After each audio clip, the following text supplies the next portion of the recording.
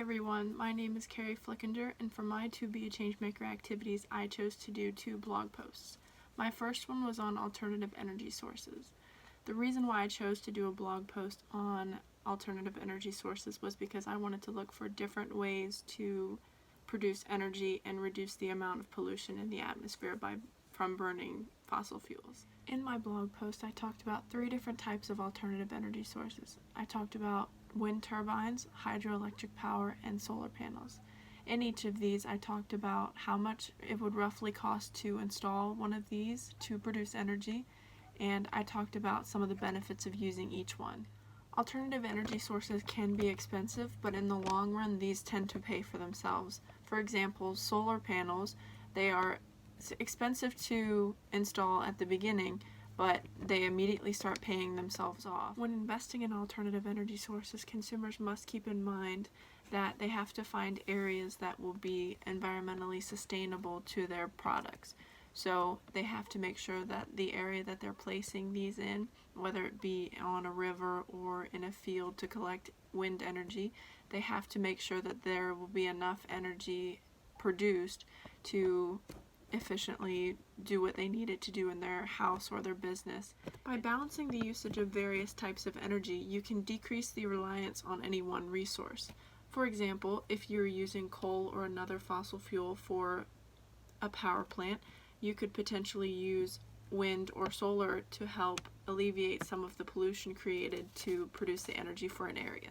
For my second blog post, I chose to talk about vaccine misinformation and the misconceptions involved with vaccinating children.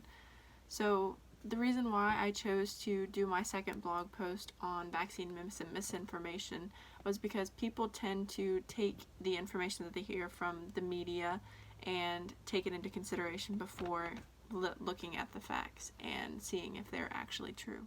When parents of smaller children are making the decision whether or not they should vaccinate their children, they tend to look at the media and other things to get their information.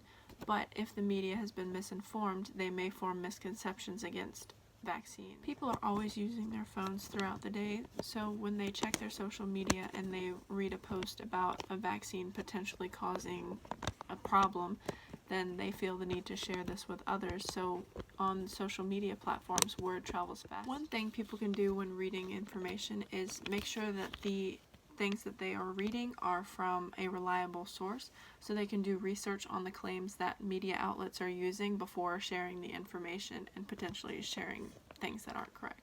Also, if parents ever have any questions, they should always contact their healthcare professionals, or they can look online on the CDC website to see what vaccines are and what they can do to help prevent certain diseases from spreading around neighborhoods.